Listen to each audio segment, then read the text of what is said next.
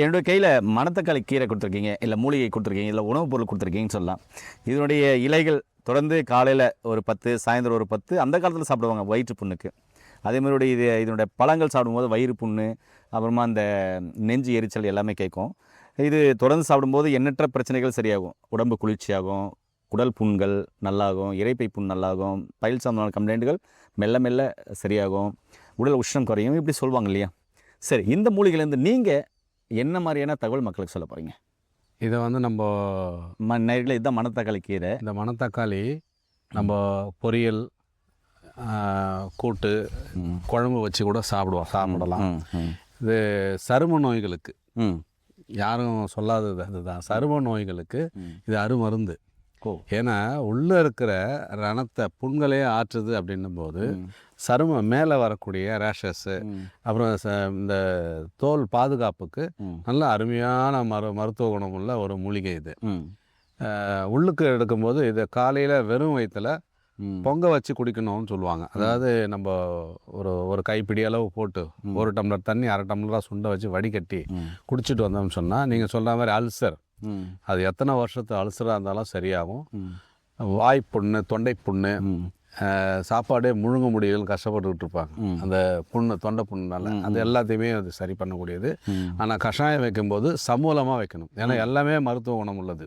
இலை, பூ, அந்த பழம், காய் எல்லாத்தையுமே போட்டு ஒன்றும் அதிகமாக இடித்து போட்டு கஷாயம் வைக்கணும்.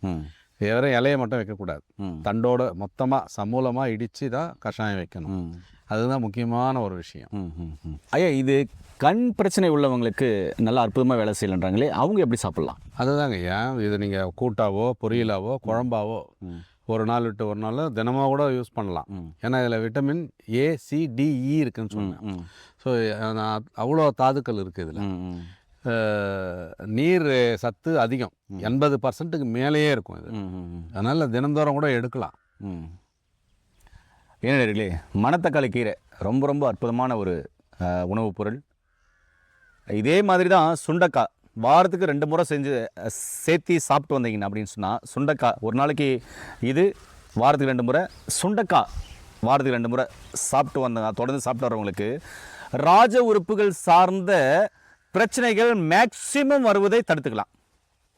சுண்டைக்காயில் அவ்வளோ மருத்துவ குணம் இருக்குங்க. அதுவும் கசப்பு சுவை உடையது தான். அதில் எண்ணற்ற சத்துக்கள் இருக்குது, நிறைய வீடியோக்கள் பேசியிருக்கோம். இது மணத்தக்காளி கீரை, இதில் எண்ணற்ற சத்துக்கள் இருக்குது, நிறைய வீடியோக்கள் பேசியிருக்கோம். இது வாரத்துக்கு 2 நாள் கீரை குழம்போ துவையளவு சூப்பராக சாப்பிடுங்க. அதே மாதிரி சுண்டைக்காய் இருக்கு இல்லையா, பச்சை சுண்டைக்காய், அதை போட்டு சுண்டைக்காய் குழம்பா, வத்தல் சாப்பிட்றது அவ்வளோ கேட்காது, சுண்டைக்காய் குழம்பா சாப்பிடும்போது வாரத்துக்கு 2 முறை சாப்பிட்டீங்கன்னா ராஜ உறுப்புகள் சார்ந்த பிரச்சனைகள் பெரும்பாலும் ஏற்படுவதை தடுத்துக்கலாம். அந்த காலத்தில் முன்னோர்கள் உணவே மருந்து தான் வச்சாங்க. அந்த அடிப்படையில் நீங்கள் ஒவ்வொரு உணவையும் பார்த்து சாப்பிடும்போது எண்ணற்ற நோய்கள் வருவதை தடுக்கலாம். ஐயா சொல்கிற மாதிரி சரும நோய்க்கு மிக சிறப்பாக வேலை செய்யும், கண்ணுக்கு சிறப்பாக வேலை செய்யும். அதே மாதிரி புண்கள் ஆற்றுவதில் இது முக்கிய பங்கு வகிக்குது ஆதி காலத்திலிருந்து. இப்படிப்பட்ட இயற்கையான உணவுகளை எடுத்துட்டு நோய் நொடி இல்லாமல் ஆரோக்கியமாக வளங்க. இது மாதிரி தகவல் தெரிஞ்சுக்கொள்ள நம்முடைய சேனலை சப்ஸ்கிரைப் பண்ணுங்கள், ஃபாலோஸ் பண்ணுங்கள். மீண்டும் இன்னொரு அருமையான பதிவு சந்திக்கலாம். நன்றி, வணக்கம். வணக்கம் ஐயா.